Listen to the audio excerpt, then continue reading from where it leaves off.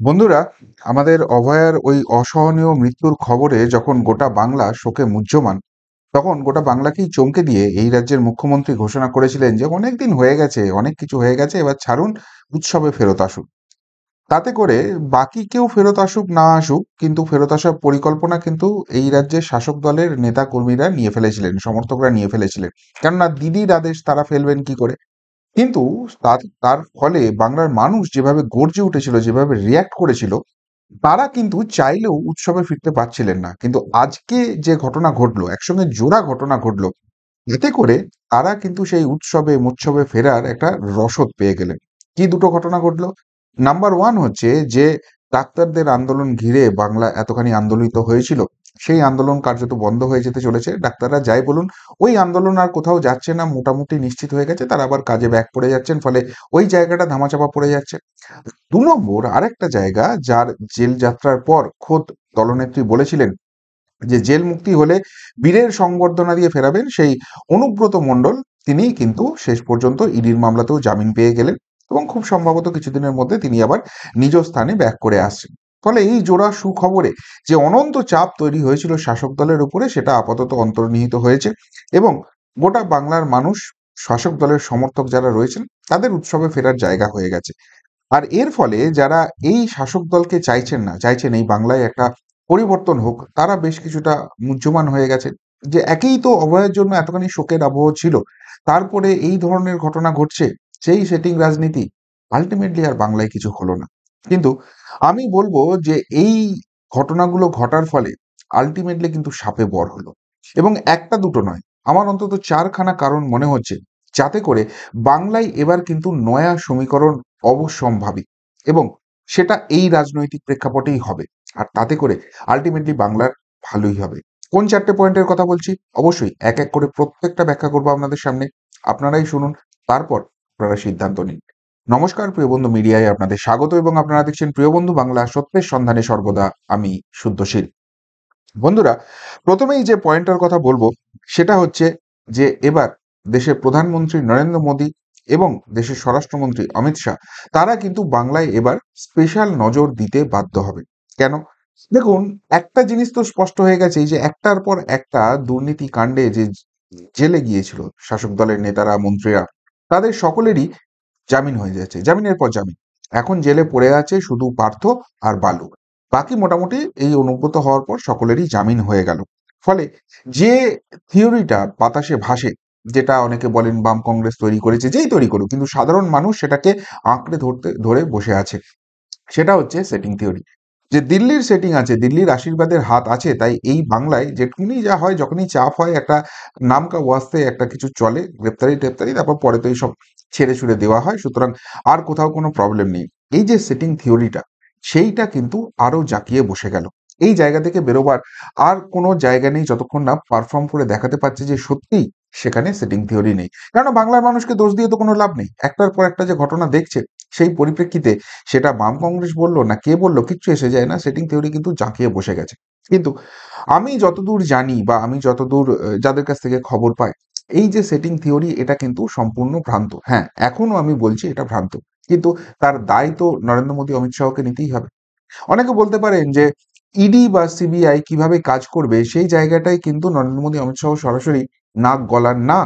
তারা তাদের মতো ছেড়ে রেখেছেন যে আপনারা আপনাদের মতো নির্ভয়ে কাজ করে যান, তার জন্য যা ব্যাকআপ দেওয়ার আমরা দেব। কিন্তু সেইটা করতে গিয়ে কখনো ইডি সিবিআই কে আইনি ঝামেলার মুখে পড়তে হচ্ছে, সেখানে মামলা ঠিকঠাক হচ্ছে না, বা বিভিন্ন প্রতিবন্ধকতার মুখে পড়ছে। কখনো সেখানে অভিযোগ উঠছে যে কেউ এখানে চাপের মুখে হোক বা অন্য কোনো কারণে হোক সঠিকভাবে তদন্তটা করছেন না। এই যে জায়গাটা হচ্ছে, এই জায়গাটাকে কি ছেড়ে দিতে পারবেন তারা? যেটা করলে সিবিআই বা ইডি এখানে ফ্রুটফুল রেজাল্ট দিতে পারে। দেখুন, দুর্নীতি যে হয়েছে এটা নিয়ে তো কারোর মনে কোনো প্রশ্নই নেই। তাহলে সেই দুর্নীতিবাজরা তারা কেন জেলের বাইরে থাকবে? কেন সেখানে জেলের মধ্যে ঢুকে থাকবে না? এই প্রশ্নটা হচ্ছে।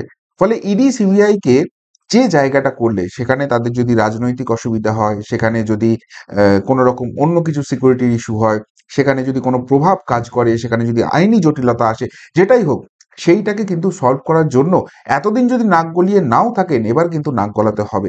এই দুর্নীতির প্রশ্নে তোমরা কেন এই জায়গাটা কেন হচ্ছে না?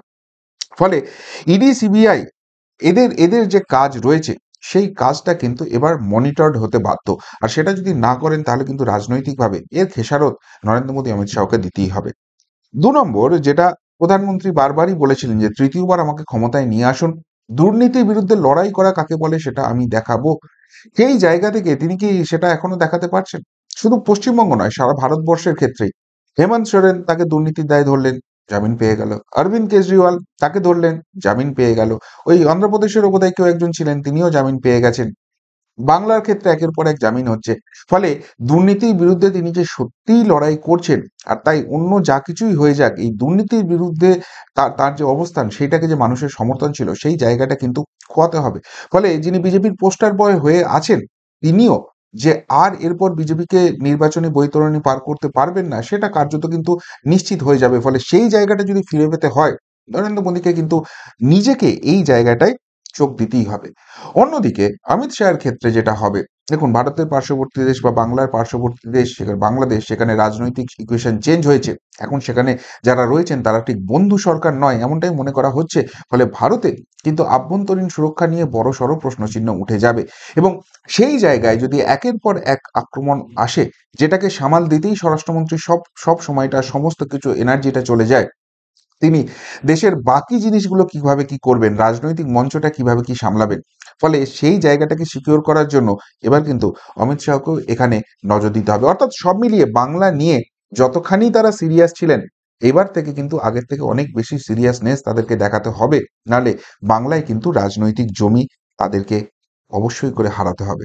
২ নম্বর যে জায়গাটা হচ্ছে সেটা হচ্ছে বাংলার মানুষ।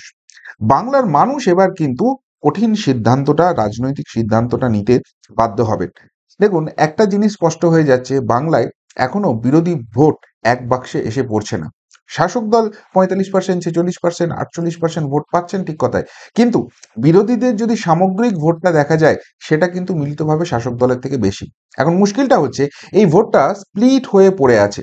কিছুটা বাম কংগ্রেস পাচ্ছে, কিছুটা বিজেপি পাচ্ছে, কিছু অন্যান্য ছোট, ছোট দল আছে তারা পাচ্ছে। এবং তার ফায়দা, তার সুবিধা অবভিয়াসলি শাসক দল পাচ্ছে। ফলে এই বাংলার মানুষ যারা মনে করছেন যে দিল্লিতে যারা বসে আছেন তারা সেইভাবে রাজনৈতিকভাবে বাংলাকে নিয়ে ভাবছেন না, বাংলার মানুষকে কিন্তু বাংলার কথাটা তো ভাবতেই হবে। তাদের তো আর যাওয়ার কোনো জায়গা নেই। ফলে তাদের কিন্তু এবার একটা রাজনৈতিক সিদ্ধান্তে পৌঁছতেই হবে। কোন সিদ্ধান্তে পৌঁছবেন সেটা তাদের ব্যাপার। যদি মনে হয় যে সত্যি বিজেপি সেটিং করছে, বিজেপিকে বাদ দিতে হবে। তাহলে সব ভোটটা বামফ্রন্ট কংগ্রেসকে দিতে হবে। আবার যদি মনে হয় বামফ্রন্ট কংগ্রেস যেটা করছে, তারা তো একসঙ্গে বসে এই শাসক দলের সঙ্গেই ইন্ডি জোট করে, সেই জায়গা থেকে এদেরকে দেবো না বিজেপিকে দেবো, এই ভাবনাটা কিন্তু আনতে হবে। যতক্ষণ পর্যন্ত এই বিরোধী ভোটটা ভাগ থাকবে, ততক্ষণ শুধুমাত্র এই অরণ্যরোদনই হবে যে আমাদের কিছু হলো না। কিন্তু আমাদের কিছু হওয়ার জন্য আমরা কি এককাট্টাভাবে কিছু করছি? এই জায়গাটা কিন্তু বাংলার মানুষ নতুন করে ভাবতে শুরু করবে। এবার একটা জায়গায় এখানে আছে, দেখুন যেকোনো নির্বাচন থেকে একটা নির্বাচন থেকে আরেকটা নির্বাচনের দিকে দেখালে যেকোনো দলের ক্ষেত্রে মোটামুটি 5% এর একটা সুইং দেখা যায়। সুতরাং বিজেপি এখন যে জায়গায় রয়েছে, তাদেরকে যদি মানুষ ব্রাত্য করতে শুরু করে, বিজেপি 38% এ আছে, তারা ৩০-৩২% এ নেমে আসবে। অন্যদিকে বাম কংগ্রেস ধরুন ১৫-১৬% এ আছে, তারা ২০-২১% এই জায়গায় পৌঁছবে। ফলে বামফ্রন্ট কংগ্রেস জোটের ওই তৃণমূলকে হারাবার মতো, শাসক দলকে হারাবার মতো যে ভোটটা, সেটা পেতে কিন্তু ৩-৪টে ইলেকশন পেরিয়ে যাবে। ততদিন পর্যন্ত কিন্তু এই রাজ্যে এই শাসক দলকেই মেনে নিতে হবে, তারা ভালোই করুক, খারাপ করুক। ফলে এই রাজনৈতিক সিদ্ধান্তটা কারা নেবে, সেটা একটা অ্যা কোন দিকে নেবে সেটা একটা কিন্তু বাংলার মানুষকে ভাবতে হবে। অন্যদিকে আরেকটা পয়েন্টও উঠে আসছে, সেটা হচ্ছে যে এই বামফ্রন্ট বা কংগ্রেসের যারা কেন্দ্রীয় নেতৃত্ব আছেন, তারা কিন্তু এই শাসক দলের শীর্ষ নেতৃত্বের সঙ্গে ওই কেন্দ্রীয় স্তরে কিন্তু মাঝে, মাঝেই বৈঠক করেন। ফলে একটা তো যারা এখানে বিরোধিতা চাইছেন, যারা শাসক দলকে সমর্থন করছেন তাদের নিয়ে কিছু বলার নেই। যারা এখানে বিরোধিতাটা করছেন, তারা তো চান যে এই রাজ্যে শাসক দলের অবসান হোক এবং শাসক দলের যেসব নেতা-নেত্রীরা এখানে অন্যায় কাজ করছেন তারা শাস্তি পান। কিন্তু যদি সত্যি এই রাজ্যে সেই পরিবর্তনটা হয়, তাহলে ওই কেন্দ্রীয় নেতৃত্বের চাপে শেষ পর্যন্ত কি বাংলায় পরিবর্তন হওয়ার পরও এখানে যারা অন্যায় করেছেন তাদের বিরুদ্ধে সেই কঠিন পদক্ষেপটা এখানকার নেতৃত্ব নিতে পারবে? এই প্রশ্নটাও কিন্তু মানুষকে ভাবাবে। আর তাই এই সমস্ত কিছু ভাবনা চিন্তা করে কোন দিকে ভোটটা একবজ্ঞাভাবে, এককাট্টাভাবে দিলে এই বাংলায় পরিবর্তনটা সম্ভব, সেই রাজনৈতিক সিদ্ধান্তটা কিন্তু এখানে বুঝতে পারবেন এখানকার মানুষ এবং সেইভাবেই তারা সচেতনভাবে সিদ্ধান্ত নিতে পারবেন। ৩ নম্বর যেটা আমার গুরুত্বপূর্ণ পয়েন্ট মনে হয়েছে, সেটা হচ্ছে এই রাজ্যের এই মুহূর্তে প্রধান বিরোধী দল বিজেপি। কিন্তু তাদের মধ্যেও কিন্তু একটা এবার চাপ কাজ করতে শুরু করবে। বিজেপি নেতাদের বিরুদ্ধে একটা বড় অভিযোগ, তারা কিন্তু হোয়াটসঅ্যাপ বা সোশ্যাল মিডিয়ার নেতা। সেইভাবে মানুষের পাশে থেকে একদম ময়দানে নেমে রাজনীতিটা তারা করেন না। এবার তারা যে চাপটা বুঝে এখানে পাল্টা চাপে কাজ করতে বাধ্য হবেন বা সেই রাজনীতিটা করতে বাধ্য হবেন যেটা বাংলার মানুষ দেখতে চাইছে, সেটার কারণ হচ্ছে যে মানুষের কাছে গেলেই কিন্তু এখন তাদের সেটিং থিওরিটা ব্যাখ্যা করতে হবে। তাদের ব্যাখ্যা করতে হবে যে সত্যিই কেন্দ্রীয় নেতৃত্ব এই রাজ্যের শাসক দলের সঙ্গে কোনো রকম কোনো সেটিং এ নেই। না হলে তোমাদের ভোটটা কেন দেবো, এই জায়গাটা তোমরা ব্যাখ্যা করো তো। ফলে সেই সেই গ্রাউন্ড লেভেলের কাজটা কিন্তু তাদের অনেক বাড়বে। ২ নম্বর কথা, এই কাজটা যদি তারা করতে না পারেন, খুব শীঘ্রই তারা প্রধান বিরোধী দলের মর্যাদা হারাবে এবং ৩য় স্থানে নেমে আসবে। সেই জায়গাটা বামফ্রন্ট কংগ্রেস নেবে। এতে কোনো রকম কোনো সন্দেহ নেই। তার ফলে আজকের দিনে যে জায়গাটা শাসক দলের কাছ থেকে তারা ইম্পোর্টেন্স মিডিয়াতে, সোশ্যাল মিডিয়াতে যেখানেই হোক যে ইম্পোর্টেন্সটা পাচ্ছেন, মানুষ তাদেরকে যে জায়গাটা দিচ্ছেন, একবার ৩য় স্থানে নেমে এলে কিন্তু সেই জায়গাটা আর তারা পাবেন না। ফলে রাজনৈতিকভাবে তাদের যে গুরুত্ব আছে সেটা তারা কিন্তু হারাতে থাকবে। এবং সবথেকে বড় কথা, যখন কেন্দ্রীয় নেতৃত্ব দেখবে যে বাংলা থেকে সেইভাবে কোনো ফ্রুটফুল রেজাল্ট আসছে না, মানে বিজেপির কেন্দ্রীয় নেতৃত্বের কথা বলছি, তারা কিন্তু বাংলা থেকে সেই কনসেন্ট্রেশনটা ক্রমশ সরিয়ে নিতে শুরু করবেন। আর সেইটা যদি একবার শুরু হয়, এই রাজ্যের যারা বিজেপি নেতা আছে, অর্থাৎ প্রধান বিরোধী দল বলে আমি তাদের কথা আলাদা করে বলছি, তারা কিন্তু না ঘরকা না ঘাটকা হয়ে যাবেন। অর্থাৎ না এই রাজ্যের রাজনীতিতে তাদের ইম্পর্টেন্স থাকবে, না কেন্দ্রীয় স্তরে নেতাদের কাছে কোনো ইম্পর্টেন্স থাকবে। ফলে যে রাজনৈতিক প্রেক্ষাপটটা তাদের জন্য আছে সেটা খুব তাড়াতাড়ি অবলুপ্ত হবে। ফলে সেই প্রধান বিরোধী দলের নেতাদের, বিজেপির নেতাদের কিন্তু এবার একটা সিরিয়াসনেস আসার জায়গা তৈরি হয়ে গেছে। এবং ৪ নম্বর যে পয়েন্টটা আমার সবথেকে গুরুত্বপূর্ণ মনে হচ্ছে, সেটা হচ্ছে যে গণ আন্দোলন, যে গণ আন্দোলন গত ১-১.৫ মাসে বাংলায় কার্যত একটা ভূমিকম্প তৈরি করে দিয়েছে, রাজনৈতিক ভূমিকম্প তৈরি করে দিয়েছে, সেটা আরো তীব্রতর হবে। কেন? কেননা সাধারণ মানুষ বুঝে গেছে যে রাজনৈতিক দলের উপর খুব বেশি ভরসা করে লাভ নেই। তার কারণ হচ্ছে যে আমি যদি বিজেপির কথাই বলি, সেখানে সেটিং থিওরির কথা আসছে। আমি যদি বামফ্রন্ট কংগ্রেসের কথা বলি, সেখানে বি টিম, সি টিমের তত্ত্ব আসছে। তাহলে এই রাজনৈতিক দলগুলোকে ঠিক কতখানি বিশ্বাস করব? এরা শেষ পর্যন্ত ওই শাসক দলের সঙ্গে লিয়াজো মেইনটেইন করে চলবে আর আল্টিমেটলি আমাদের সাফারার হতে হবে। এই জায়গাটা যদি হয়, তাহলে রাজনৈতিক দলের উপর ভরসা না করে আমাদেরকেই ময়দানে নামতে হবে। দেখুন, দুটো আন্দোলনের কথা বলছি। একটা পশ্চিমবঙ্গ ছাত্র সমাজ ডাক দিয়েছিল নবান্ন অভিযান, আর একটা এই ডাক্তারদের আন্দোলন। দুটোই কিন্তু অরাজনৈতিক মঞ্চ ছিল। এবার আপনারা বলবেন পিছন থেকে রাজনৈতিক সাপোর্ট ছিল, সে থাকুক। কিন্তু সামনে কি কোনো রাজনৈতিক পতাকা ছিল? ছিল না। কিন্তু সেই দুটো আন্দোলনেরই তীব্রতা এতটাই ছিল যে এই শাসক দল, এই রাজ্য সরকার, তারা কিন্তু ত্রাহি ত্রাহি রব করেছে। এবং শেষ পর্যন্ত এই প্রথম ১৩ বছরে মমতা বন্দ্যোপাধ্যায়ের জামানায় তারা কিন্তু বেশ কিছু পরিবর্তন করতে বাধ্য হয়েছে। দেখাতে বাধ্য হয়েছে যে আমরা নমনীয় হচ্ছি, আমরা তোমাদের কথা শুনছি। অর্থাৎ গণ আন্দোলন যদি প্রপার হয়, সেখানে যত বড় শক্তিই হোক না কেন, মানে রাজনৈতিক শক্তিই হোক না কেন, তারাও কিন্তু মানুষের এই চাপের কাছে মাথা নত করতে বাধ্য হবে। আর সেই জায়গা থেকেই বাংলার মানুষ যেটা সবথেকে বেশি বুঝতে পারছেন, সেটা হচ্ছে এই পৃথিবীতে কোনো কিছুই অরাজনৈতিক নয়। সুতরাং আমি যদি বলি ওই নিজের স্বার্থটা দেখে দুপুরবেলায় ভাত খেয়ে, দূর ও বাংলায় তো আর কিছু হলো না। বাংলার মানুষকে এইটা ভাবতে হবে, বাংলায় কিছু হওয়ার জন্য আমি কি করেছি? আমি যদি বলি দূর কিছু হলো না, আমি তো বাবা অরাজনৈতিক ব্যক্তি, আমি তো ব্যবসা করি, আমি তো চাকরি করি, আমার তো সমাজ আছে, আমার তো সংসার আছে, আমি ওইসব করতে গিয়ে ফেঁসে গেলে আমার কি হবে? এই আমির ভাবনাটা যতদিন আছে, ততদিন কিন্তু বাংলায় কোনো পরিবর্তন হবে না। সুতরাং আপনাকে দুটো সিদ্ধান্তের মধ্যে একটা সিদ্ধান্ত নিতে হবে। এক, আমি এই রাজ্যে যা চলছে সেটা নিয়ে কোনো কথা বলবো না। যা চলছে একদম সঠিক চলছে। এই শাসক দল সঠিকভাবেই চালাচ্ছে। যেভাবে সেটা অন্যায় হোক, অত্যাচার হোক, এটার বিরুদ্ধে কোনো কথা বলবো না। এটাকেই আমাকে মেনে নিতে হবে। আর ২, এটার আমি যদি বিরোধিতা করতে চাই, আমাকে অরাজনৈতিক হলে চলবে না। আমাকে রাজনৈতিক হতে হবে। হ্যাঁ, আমি রাজনীতির ঝান্ডা ধরতে বলছি না। কিন্তু গণ আন্দোলন, এই সরকারের বিরুদ্ধে প্রতিবাদ করা, যেটাকে অন্যায় মনে হচ্ছে সেটাকে সেটাকে নিয়ে কথা বলা, সেটাকে নিয়ে আলোচনা করা এবং সেটার সহমর্মিতা, সহমনস্কতা তৈরি করা। দেখুন, এই যে রাত দখলের ডাক হয়েছিল, রাস্তা দখলের ডাক হয়েছিল, নবান্ন অভিযান হয়েছিল, কোনো রাজনৈতিক মঞ্চ থেকে এগুলো কোনো প্রচার করা হয়েছিল? কেউ একটা সাধারণ মানুষ ডাক দিয়েছিলেন, কিন্তু তার সঙ্গে সহমত পোষণ করে কত মানুষ কাতারে কাতারে নেমেছে। ফলে বাংলার মানুষ রাজনৈতিকভাবে অনেক বেশি জাগ্রত হবেন বা হতে বাধ্য হবেন। আর না হলে এই রাজ্যে কিছু হচ্ছে না, এই এখানে যা হচ্ছে সব খারাপ, এই বলাটা বন্ধ হবে। এটাই বোধহয় সবথেকে বড় রাজনৈতিক সমীকরণ এসে দাঁড়াবে। আর বাংলার মানুষের যে অবস্থা হয়েছে, পিছু হটতে হটতে দেওয়ালে পিঠ থেকে যাওয়া তো দূরের কথা, দেওয়াল ফুঁড়ে ঢুকে গেছে। ফলে এই জায়গা থেকে আমার মনে হয় না মানুষ আর চুপ করে বসে থাকবে।